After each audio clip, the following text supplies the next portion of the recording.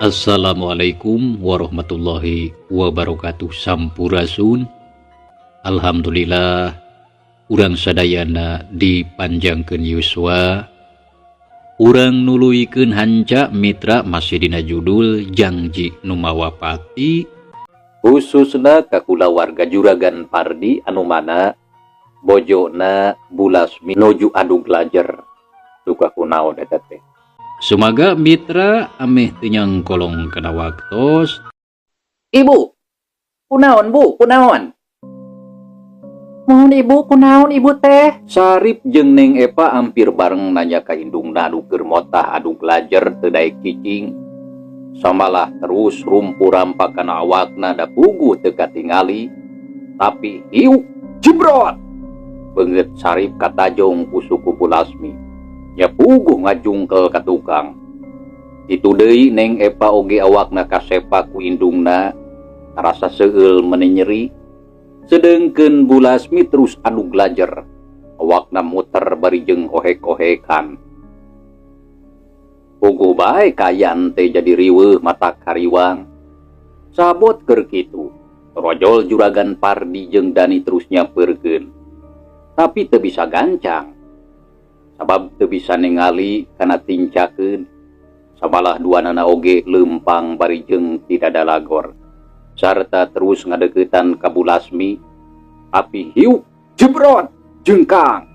Juragan Pardi ngajengkang. Aduh, beunah aya naon ieu teh? Nahasa kabina-bina teuing. Ceuk Juragan Pardi kuliang cengkat lalaunan, teungeuna uyap-ayap neangan keur pamuntangan. Gap kana meja terus hudang lalaunan. Ibuna, kunaon atuh ieu teh? Kunaon? Tanya Juragan Pardi ka bojona. Tapi Bulasmi teu ngajawab jongjon bae anu glajer. Dibarung ku ohek-ohekan estuning kacida matak pikahariwangeun. Sarta matak jadi ngageumpeureun ka sararea. Jang, sok gancang atuh gerah hurungkeun damar teh. Ceuk Juragan Pardi ngagorowok nita ngahurungkeun damar. Ngadenge parentah kitu gancang Dani harita keneh ngagugu. Damar teh dihurungkeun tapi kulantaran geumpeur, nyekeskeun korek api oge asa hararese. Musai bae dicekeskeun teh teu daek hurung kalah matak jengkel.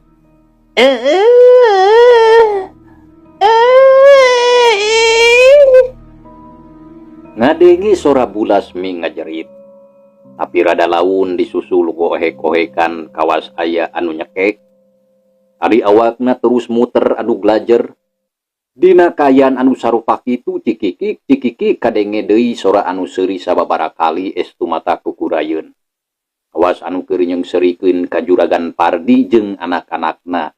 Anu mangsa harita keur kacida ngarasa bingung, ditambah deui ku rasa kasieun anu pohara. Nya puguh sararea jadi kaweur. Samar polah kitu salah kieu lain, hayang nulungan tapi teu bisa. Ari sabab teu katingali sarta teu bisa nyaksian kana naon anu keur kajadian harita. Lantaran kayan teh poek teu katingali nanaon. Neng Epa sasambat ka indungna samalah terus hingceurik bakat ku hariwang anu taya papadana. Teu lila antarana awak Bulasmi anu tadi adu glajer teh cicing. Samalah ayeuna mah sorana oge teu kadenge. Kitu deui renghapna pasna oge jempe. Sabot keur kitu brai listrik hurung kayan di imah caang deui sarta bisa ningali kawasasari. Nya terus sararea ngareret ka Bulasmi, tapi mata kacida kagetna mitra. Lantaran nempo kayan Bulasmi anu geus nangkarak bengkang. Panon molotot bahamna calawak, letahna ngelel tina sela-sela bibirna katempo getih seger ngali maseuhan kana baju. Sepre anggel jeung guguling kitu deui simbut katempo geus paburantak patalayah. Aut-autan siga urut anu galungan. Ibu, ningali kaayaan indungna sarupa kitu. Oceak Neng Epa ngajerit maratan langit terus ngarumpuyung. Ulah hek les teu inget di bumi alam. Ari Juragan Pardi Dani jeung Sarip tiluan Maralohok bari jeung calangap. Rewas anu taya hinggana jeung kacida teu ngarti kanu keur kajadian. Da puguh tadi sanajan araya didinya saurang oge eueuh anu nyaho. Jeung nyaksian kana naon anu tumiba ka Bu Lasmi. Sanggeus aya kana sawatara waktu Juragan Pardi sadar kana kaayaan. Nya terus ngarontok kana awak Bu Lasmi anu ngan ukur tinggal layon. Dani anu ti tadi ngajengjen nangtung gewat nu dadamar dina luhur meja ngadeuketan ka indungna.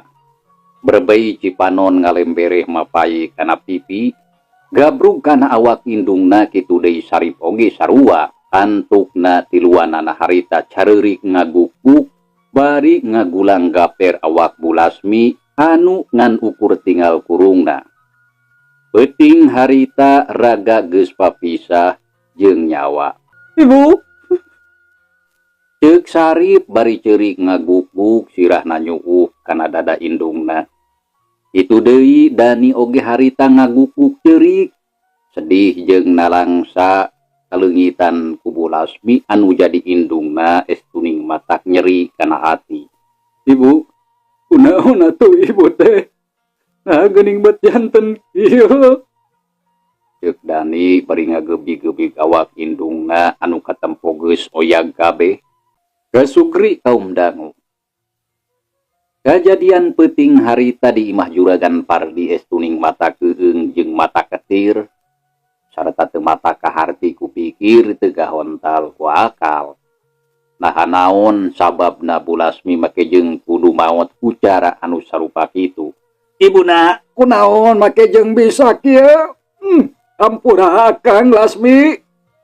Lantaran teu bisa nulungan jeung lain naon atuh anu geus kajadian. Juragan Pardi sasambat. Hate karasa sedih jeung nalangsa anu taya hinggana. Sarta saeutik oge teu nyangka lamun peuting harita bakal ditinggalkeun maot ku bojona. Ama, kunaon atuh ibu teh, kunaon? Ceuk Sarip bari ngagukuk ceurik. Ama oge puguh teu apal jang. Walon Juragan Pardi bari ceurik. Sanajan lalaki oge teu kuat nahan rag-ragna cimata. Kedah kumaha atuh amari tos kieu? Ceuk Dani bari neuteub ka bapana. Cipanon terus murubut masuhan pipi. Ya ayeuna mah eueuh deui cara jang urang sararea kudu bisa narima kana ieu kajataan. Nya kulantaran kitu geus ulah careurik ayeuna mah. Sabab urang teh tang boga urusan anu kacida pentingna.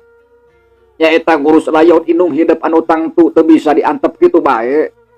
Walon Juragan Pardi akhirna mah sadar samalah ngelingan kanu jadi anakna. Ngadenge caritaan bapana kitu Sarip jeung Dani repeh ceurikna ret kana layon indungna. Innalillahi wa inna ilaihi rajiun. Ibu.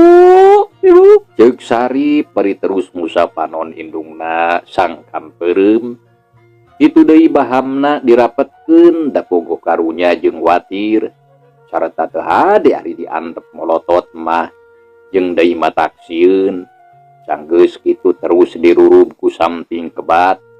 Sarip jeung Dani babacaan sabisa-bisa ngadoakeun ka indungna sangkan ditampi iman Islamna, dicaangkeun kuburna sarta dihampura sagala dosa jeung kasalahana.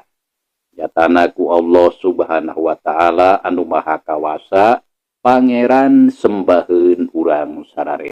Saenggeus aya kana sawatara waktu Juragan Pardi Dani jeung Sarip teger deui nya terus meresan tempat anu tadi aut-autan. Sarta layon Bu Lasmi dipernahkeun di tengah imah. Teu lila Neng Epa lilir tina kapiuhana sadar deui kana dirina. Ret kanu jadi indungna anu katempo geus dirurup nyangirah ngaler. Nya terus ngadeuketan hing ceurik bari diuk gigireun. Parasaan Neng Epa beut asa dina pangimpian.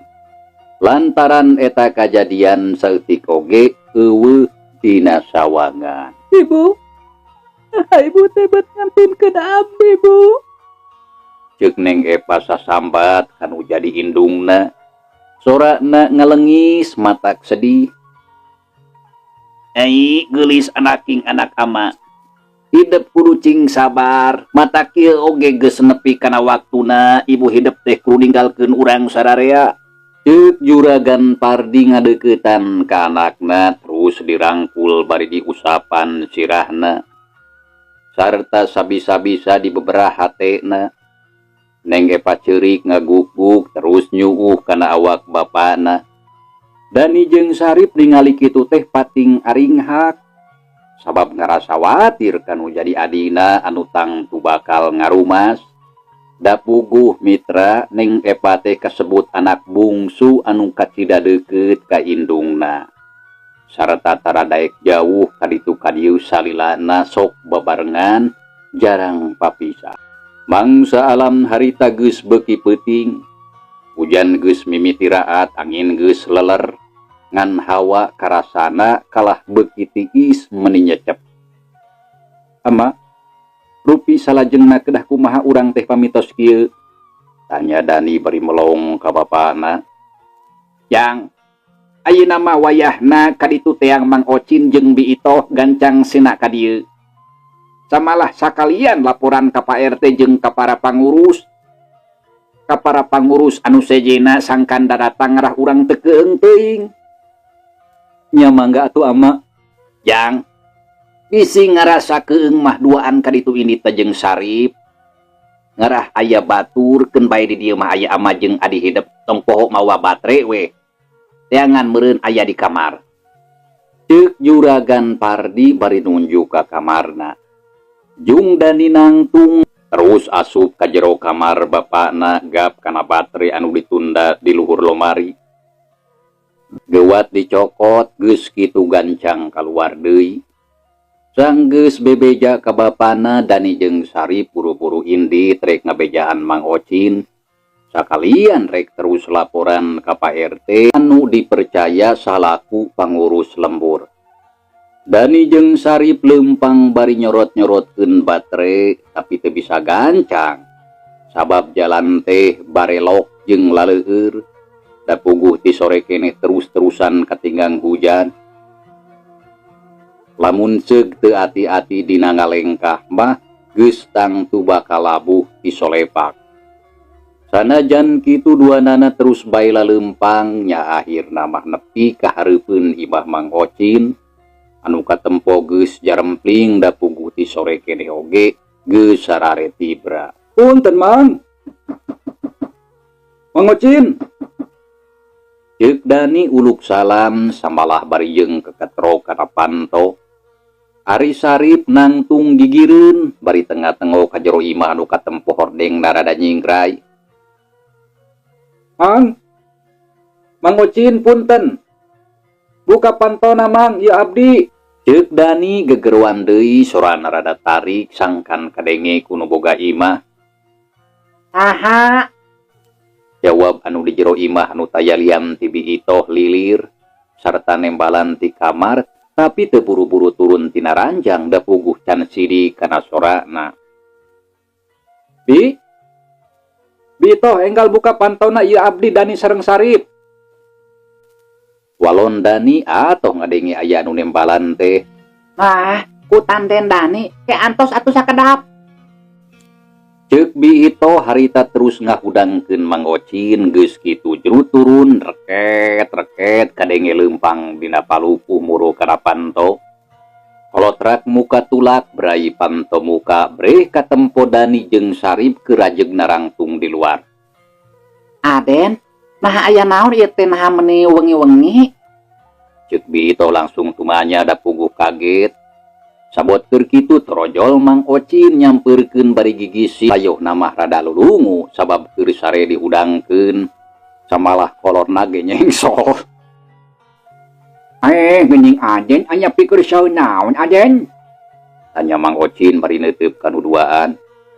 Mang, sateu acana abdi duaan mundur ti hampunten ka Mamang sareng ka Bibi.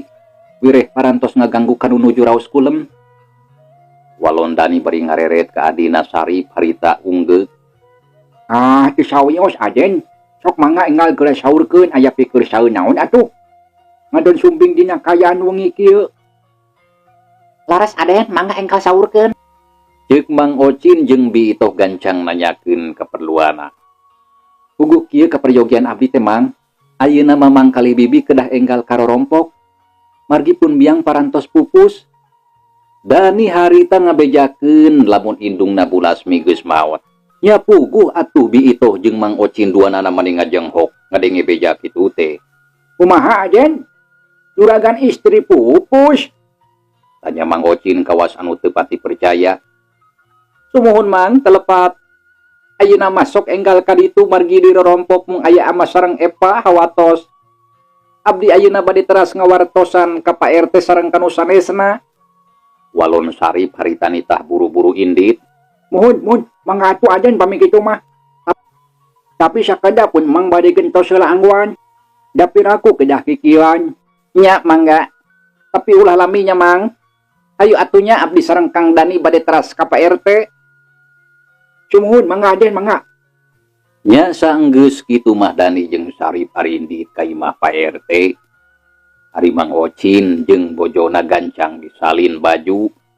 Samemeh indi teu poho bebeja heula ka indungna anu harita keur sare jeung incuna sang kanulakan panto. Kasugri kaum dangu. Satuluyna Mang Ocin jeung Bi Itoh rurusuhan arindit ngajungjung ka imah dunungana. Sarta teka catur di jalana urang kocapkeun bae geus nepi. Sarta terus asup kebat ka patengahan kasampak Juragan Pardi jeung Neng Epa keur dariuk ngemitan mait. Barang ningali badegana daratang puguh bae ngarasa bunga. Mang Ocin, Bi Itoh, syukur pisan aranjeun buru-buru datang ka dieu. Kuring ngarasa regreg lantaran aya batur pikeun pakumaha-kumaha. Ceuk Juragan Pardi bari melong kanu kakara datang. Juragan, nyaha kumaha ieu teh ngawitana? Juragan istri beut janten kieu. Margi tadi siang maka ayana sapertos anu rada sakinten. Walon Mang Ocin bari jeung carinakdat. Atena ngarasa sedih kitu deui Bi Itoh oge teu kawawa nahan cimata harita ceurik tunjangeun layon dunungana. Mang Ocin, puguh oge kajadian teh matak sieun jeung keung jeung deui matak teu kaharti. Jawab Juragan Pardi katempur menghap narik napas panjang. Kami teu kahartos kumaha maksa juragan teh. Ceuk Mang Ocin harita tumanya deui da puguh ngarasa panasaran. Mang Ocin, lamun hayang nyaho mangke bae lamun geus loba batur sakabehna ku kuring tang turek dipedar. Jawab Juragan Pardi. Ngadenge kitu Mang Ocin teu loba diomong, teu lila gurutak Dani jeung Sarip daratang dituturkeun ku Pak RT Jahri jeung sababaraha urang anu sejena. Di antarana para sesepuh lembur nya terus dariuk jalma-jalma mimiti juljol nungtutan daratang pilih genti lantaran pabeja-beja akhirna nerekab ka sararea. Kaayaan jadi haneuteun di tengah imah jadi pinuh ngan untung tempatna lalega jadi sakabehna kabagian diuk. Rata-rata anu daratang teh ngarasa heran ku ayana Bulasmi maot da puguh teu nyaho geringna. Sanes juragan wayah kumaha juragan istri teh pupusna. Sim kuring kacida ngaraos kaget kenging laporan ti tuang putra Den Dani sareng Den Sarip tadi teh. Sareungna deui kasawat naon juragan? Ceuk RT Jahri harita mimiti tumanya ka Juragan Pardi anu boga imah. Sumohon juragan naha kumaha ieu teh ujug-ujug pupus. Naha anjeunna teh teu damang heula atawa kumaha? Mang Ohim sarua tumanya da puguh hayang nyaho kana sababna. Puguh oge kieu Pak RT kitu deui Mang Ohim. Sumuhun. Nuhun. Nya ari maotna mah tadi kira-kira jam 10 leuwih. Ari gering nama pamajikan kuring teh nyeri sirah jeung awakna meuli panas nyebret. Jawab Juragan Pardi bari rutret ka Pak RT Jahri jeung ka Mang Ohim. anu baheula mah basa zaman keur ngora kasebut babaturan anu kaitung akrab. Ya ngawitan ti raha anjeunna teu dabang teh juragan. Ceuk Jahri sanajan babaturan oge nyebutna sok juragan, da puguh kabawakeun ku batur jeung deui ngahargaan kana kaayaan anu memang ari ku soal kadunyaan mah ti baheula oge Pardi teh teu kakurangan. Da puguh kolotna kasebut jelema anu beunghar nyaeta Bahat Majeng Ambu Iso anu geus areuweuh di kieuna. Ari mimiti gring namah ti mangkukna teh ti sabada ti gebrus kabalong. Geuning apan harita ditulungana oge ku Pak RT jeung Jang Iman. Walon juragan Pardi ngajawab pertanyaan anu tadi. Oh, janten ti harita kateterasan anjeunna teh. Ceuk Pak RT Jahri tumanya deui bari neuteub. Nya, tapi da katingali nama siga anu teu ripu, puguh oge eureun. Jadi ari nu jelas nama kieu geura. Barabat juragan Pardi harita medarkeun lalakonna ti mimiti bulasmi bojona ti gebrus kabalong sababaraha poe anu katukang. Samala sakabeh kajadian di imahna oge dicaritakeun eueuh anu kaliwat kaasup kajadian tadi saacana bulasmi maot. Nya puguh atuh sararea anu harita araya sarta ngabarandungan meuni garogodeg sabab ngarasa heran naha beut aya kajadian sarupa kitu. Kajadian maotna Bulasmi kacida matakane sarta teu lumrah jeung anu loba. Samalah teu saeutik anu ngarasa teu percaya da puguh salila ieu di lembur Cibedug can aya anu maot ucara kitu. Tah kitu asal mula kajadianna teh Pak RT. Ceuk juragan Pardi sanggeus rengse cacarita. Oh, janten kitunya. Tembal Jahri bari umut-umutan. Atuh keur sajongjongan masararia oge jarem teh ngadon pating haruleng mikiran eta kajadian. Anu saeutik oge matak teu kaharti kupikir teu kahontal ku akal. Samalah asa ngadenge carita dina dongeng anu eueuh nyatana. Tapi matak sieun, matak keung jeung matak muringkak bulu punduk. Tah kulantaran kitu PRT deui ka sararea anu ayeuna hadir. Kuring sakula warga ngawakilan almarhumah nyarek menta di hampura bisi salila ieu pamajikan kuring anu ngaran Lasmi boga kasalahan anu karasa jeung teu karasa sarta anu dihaja jeung teu dihaja. Kumaha sararea ridho lamun ngahampura kana kasalahanna. Itu ceuk juragan Pardi ngomongna kadenge rada dumareuda menta dihampura kasakur anu araya di dinya. Barang ditanya kitu sararea ampir bareng ngajawab. Menireang sakabehna oge ngomong ridho ngahampura da puguh ari salaku jalma mah tangtu sakabehna oge ngabogaan kasalahan sarta kudu silih hampura. Rupi salajengna bade kumaha atuh ayeuna teh juragan? Ceuk Jahri tumanya ka juragan Pardi anu katempo paromana meuni alum. Nya ari kuring mah ayeuna seja masrahkeun ka Pak RT kitu deui ka para sesepuh lembur nya kudu kumaha atuh saterusna.